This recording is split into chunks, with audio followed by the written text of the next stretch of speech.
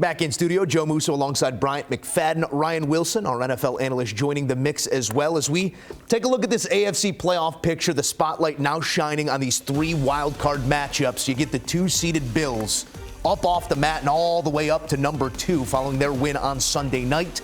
We'll welcome BMAC's Steelers. The Chiefs going to play host to the Dolphins, who let things slip late in this season due to injury and otherwise. And then it's the old vet, January Joe, now as a Brown, taking on the young stud in the Houston Texans. Let's start right there at 2 versus 7, because I know emotion definitely charges what we're about to hear, frankly, from both of these gentlemen. Buffalo going to play host to Pittsburgh, BMAC. It's a team in Pittsburgh, low percentage chance to get in. All the chips fell exactly where they needed to, and now you have an opportunity.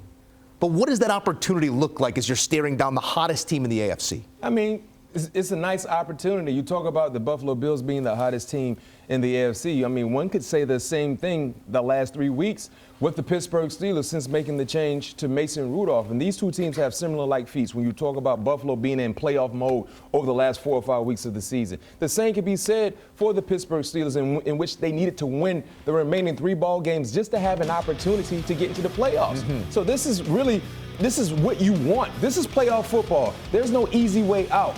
And you got to find the smoke. You got to want the smoke, and that's what comes with playoff football. You got to travel to Buffalo. It didn't matter if you were going to Buffalo, Kansas City, Miami. It's going to be a difficult situation. But this matchup for me, Ryan and Joe, it all boils down to quarterback play. When you talk about turnovers in the playoffs, 1 turnover feels like 2 turnovers because the margin of error is super, super small when you're trying to advance to the next round in playoff football. Josh Allen, he's been turnover prone, but yet still he's been able to deliver star-like moments like we witnessed against the Miami Dolphins in Hard Rock Stadium. So those are things that have been associated with his game, and they've been able to overcome those said mistakes. Pittsburgh hasn't been as fortunate. So Mason Rudolph has to continue to play spotless football, clean football. That has been one of the best things he's done since becoming the starting quarterback for the Pittsburgh Steelers, being smart with the football, being aggressive, taking shots down the football field, and oh, by the way, the running game. It's great to have a nice running game to rely on. Najee Harris, Jalen Warren, the offensive line, they have been able to provide that. Hopefully they can keep things going on this upcoming Sunday on the road against the Buffalo Bills. No doubt quarterbacks are going to determine who moves on and what we see in this matchup. But next closest in that line, maybe edge pressure affecting the quarterback. Yeah.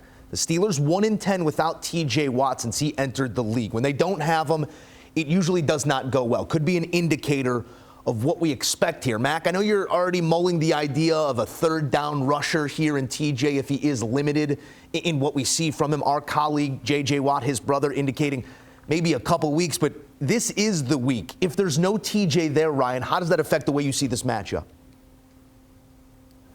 It's a huge problem for the Steelers, right? Because we've seen what TJ means to that team, and B-Mac's talked about this before. He gives Joe Burrow nightmares when he faces Cincinnati, and he's had his fair share of good plays against the Bills and Josh Allen. They won that game a few years ago in Week 1, primarily because of TJ Watt. There wasn't a whole lot else to work with. So if you're without your best player, and he is probably the best player on that team right now, you have to find some guys that are willing to step up. And what does Mike Tomlin always say? The standard is the standard, and we know what Alex Highsmith can do. He got paid, and he plays like one of the best edge rushers in the NFL. But you're going to need someone like Nick Herbig, the rookie, to step up. Had a huge strip sack against Seattle and Geno Smith a few weeks ago to solidify that win that kept them in the playoff hunt. Doesn't play a ton of snaps, but he is a situational pass rusher, and he's going to be called upon to make some plays, along with veteran Marcus Golden. You're going to need the other young guys like Keanu Benton, who plays in the middle of that defense, Joey Porter Jr., who's been playing at an extremely high level, so much so that it's allowed B-Mac's cousin, Pat P., to move to safety. Maybe you get Micah Fitzpatrick back. So you're going to need a lot of guys to come together on the defensive side of the ball, because B-Mac talked about if you take care of the football offensively, that will take care of itself with the running game and the deep balls to George Pickens and Deontay Johnson. And if you minimize those mistakes offensively, create some defensively, then it comes down to Chris Boswell. And if you need your field goal kicker to win for you, Chris Boswell is probably the top 3 guys on the list. And bleed the clock, hopefully keep it close, and then win in the end with a field goal. That's how the Steelers have played the last 2 years, and there's no reason to think that'll change come this weekend. That is our first game on Sunday. That's coming your way 1 Eastern on CBS. It'll be the Bills playing host to the Steelers. Saturday night's game will feature our defending champions and the Kansas City Chiefs playing host to a Miami team that, if you want to read into the malaise on Tua Tagovailoa's face post-game following Sunday night's loss, it might tell you what we can expect in that one. But Miami got to pick themselves up by their bootstraps, and with whatever roster remains through all of those injuries, go into one of the toughest places to play, Mac, and try and pull off a win. This is not the Kansas City team we saw last year or in previous years. This is not the Miami team we saw last week or even in previous weeks. Who has the advantage in this matchup if it's played in a vacuum? Obviously, Arrowhead gives you a bit of an advantage. But just the teams on the field, who do you like? The advantage is the Kansas City Chiefs. It goes to the Chiefs. Playing at home is one thing, but the experience, playoff experience they have at their disposal is huge as well. Remember, this will be a rematch. We saw these two teams face off earlier this season abroad. It wasn't in Kansas City. We didn't get a chance to see Tyreek Hill return to his old stomping grounds, but we will see that this weekend in playoff play. As you mentioned, there are a lot of concerns with both sides offensively. But the injuries that we're seeing happen with the Miami Dolphins now, how healthy will they be? Even though Pat Mahomes and that offense hasn't looked star-studded, but you don't want to go into Kansas City short-handed, especially knowing that you're going to face off against a very, very motivated Pat Mahomes and Kansas City Chiefs team based on some of the things that we haven't seen that we've been talking about throughout the entire season. So the advantage goes to Andy Reid. Playoff football, get an opportunity to prepare for a team that he's faced off against.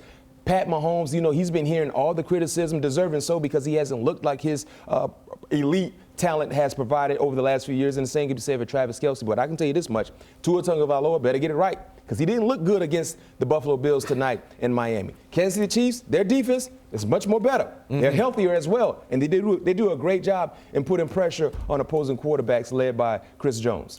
Miami hopeful to have Raheem Mostert and Jalen Waddle back for that offensive attack in this matchup in Kansas City. But let's be frank, it's probably going to come down to the quarterback and his top target in Tyreek Hill. Ryan, when we saw that matchup in Frankfurt, felt like Tyreek was pressing, wanting to make a point against his former team, and he has another opportunity to do so in their barn. What do you expect specifically out of Tyreek in this moment where we know there will have to be points, there will have to be yardage coming directly from his production? I expect from Tyreek for him to be layered because it's going to be 11 degrees. And while he's used to the cold weather from playing in Kansas City, I don't know if a lot of those guys are from South Florida, and that's going to be the number one concern. So, look, the Steve Spagnuolo and the Chiefs defense has seen Tyreek in practice the last couple of years before he left for Miami, so they're familiar with what he can do, and there's no one else that does it. But we saw tonight, that offense does not seem to click quite as well against good football teams, and that just wasn't the case against a Bills team that routinely beats the Dolphins. It happened throughout the entirety of this season, the only exception being the Cowboys, who lost to the Dolphins, the only winning team that did so this year, and I think that's a concern. The other concern is who's healthier, and it's not the Miami Dolphins. We saw them lose Bradley Chubb, Jalen Phillips. We saw Van Ginkel leave. We saw Cameron Good, the backup to the backup to the backup, leave. They had two edge rushers left, one being Melvin Ingram, who looked like he probably hadn't played a lot of football until he was hastened off the couch to come do so. So those are huge concerns. No matter if this Chiefs offense isn't quite what it's been in recent years, you have to feel better about where they are, playing at home. They were able to rest some of their starters today, and it feels like the Dolphins are in panic mode. And I don't know if that's going to solve itself over the next few days, having to travel to the Midwest, having to play in cold weather, and trying to recreate something that they have yet to do in terms of beating a good football team. Our final AFC matchup will feature the 4-seeded Houston Texans, a division champion thanks to Jacksonville's loss on Sunday, playing host to Cleveland. And while it is short-term, a full-circle moment here. I mean, Flacco mania began in this very matchup. C.J. Stroud was not there, missed that game due to the concussion. 36-22, the final in that one, Mac. I mean, this was not long ago. Can you take from this tape? Defensively, obviously, you're going to have to stop the same quarterback, the same offense. Cleveland, maybe not so much. They're going to see a different quarterback and an offense with different capabilities. But from the Houston point of view, how do you adjust off that loss? Well, find a way to cover Amari Cooper. Remember that meeting you talked about? Cooper set a franchise record for 265 yards receiving. It feels like he just caught a pass. like just now. He's still catching passes against the Texans secondary, how well he played. And that kind of jump-started this whole Flacco surgence of this new pandemonium that we're talking about with Joe Flacco, what he did against Amari Cooper. But defensively, this is a better unit. I have concerns, though, with Houston, right? You know, Will Anderson, will he be healthy? You know, they're dealing with some injuries to some of their best pass rushers. They will have to find a way to put pressure on Joe Flacco, because if you give him an opportunity to be cool, calm, collected in the pocket, he's going to find David Njoku. He's going to find Amari Cooper, Elijah Moore. Those guys have really done a phenomenal job creating separation, making throwing lanes easy for Joe Flacco. He's taking advantage of those said opportunities. So that's the thing I'm looking forward to. You talk about the game that Joe Flacco have. Remember, Amari Cooper set up a lot of fantasy owners to win their week based on how well he performed. Will they be able to slow Amari Cooper down? We have to wait and see. I'm looking at the calendar. I'm checking my watch. Still says January, and they don't just hand out nicknames in this league. We'll see if Flacco can again shine in the month of January. But on the other side, Ryan, feels like bonus football at this point for the Houston Texans. Not that they're not going to game plan it as if they want everything and then some, but this was not the expectation year one for a first-year head coach and a first-year quarterback, just the fifth rookie duo to punch a playoff ticket in NFL history. What are your expectations for C.J. Stroud, who has exceeded already any expectation we could put out in front of him?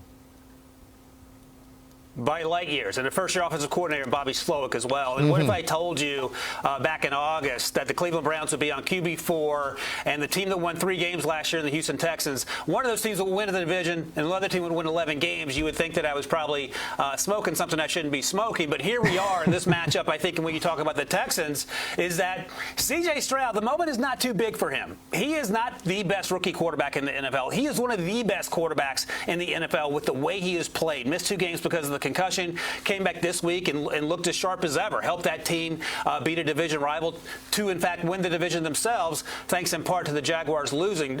By the way, we know what happened the first time in this matchup, but you wonder if the Cleveland Browns were hoping the Jaguars to win so they could go to Jacksonville and whoop up on them, because I don't think that game would even be close. I think this would be a much tighter affair. I think second time around, C.J. Stroud, DeMeco Ryans, and that crew is going to be ready, and it's going to be fun to watch, because I would not be surprised if the Texans find a way to win.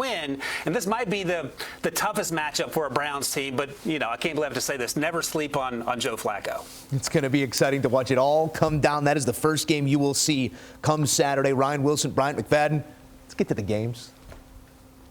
Here's a look at the odds to represent the AFC. Still getting a plus number here on the Ravens, and I think you could say thank you to the Buffalo Bills, who have surged to plus 270 to get to the Super Bowl. There's some tickets floating around, big numbers on Buffalo when they had their backs against the wall. Those are live tickets now, as the picture in the AFC looks something like this.